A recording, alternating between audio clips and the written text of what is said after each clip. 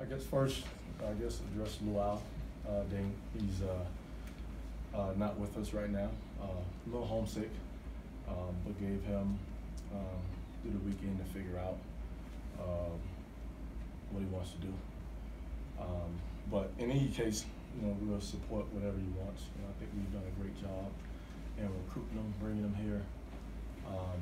But at the end of the day, homesick, playing time, whatever it may be, sometimes that affects it. But outside of that, like I shared with our team, I like to fight within us, and at the same time, we got to stop with the self-inflicted wounds, and having a little bit more urgency for the 40 minutes. And kind of like I told them, I said at the end of the day, I think you have a coach that coaches with urgency, because you take a kid like Maldo, which I didn't know if he was going to play tonight.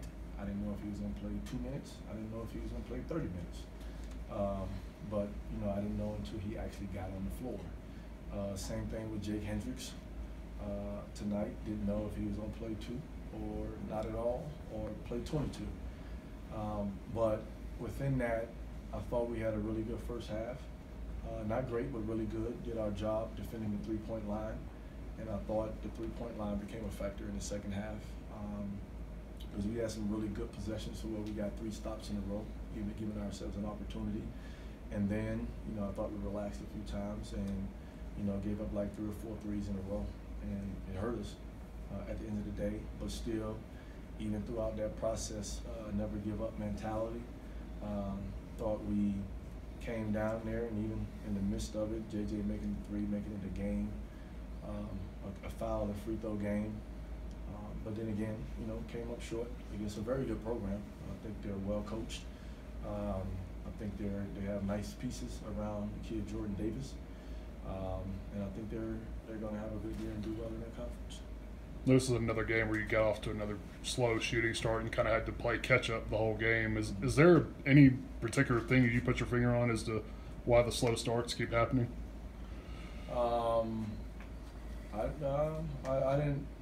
I didn't particularly think today was one of those days, to be honest with you. I didn't think that. I thought, actually, Nia Redding came out of a slump there a little bit. Even AJ came in and made a few. I get more concerned about stopping the other team defensively than I do about offense.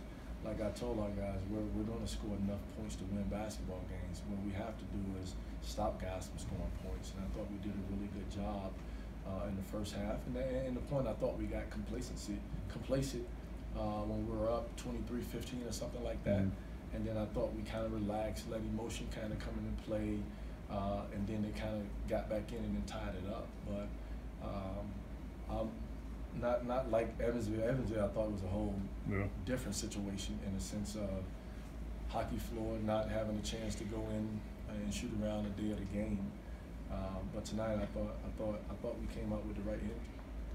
I think they were 2 of 17 at one point on threes, and like you said, you're down 10, you battle back to tie it, and then they just come down and just hit those 2 threes. That kind of seemed to change the game a little bit. Yeah. Well, and what I told our guys was, I thought it was the lack of urgency, at the end of the day, and from guys that are veterans, I would say, because I told the younger guys, Porter and Tyreek, when I put them in a game, if that's something, you got to defend for me. I can care less about the offense.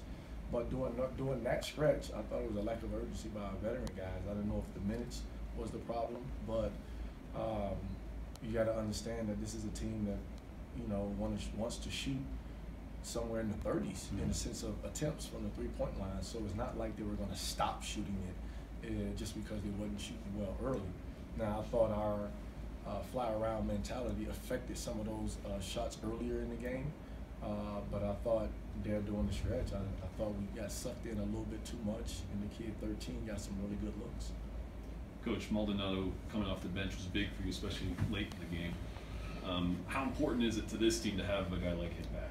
Well, like I told him, the guys kneeling down can't even sit in the chair after the game, and it's painful for him right now.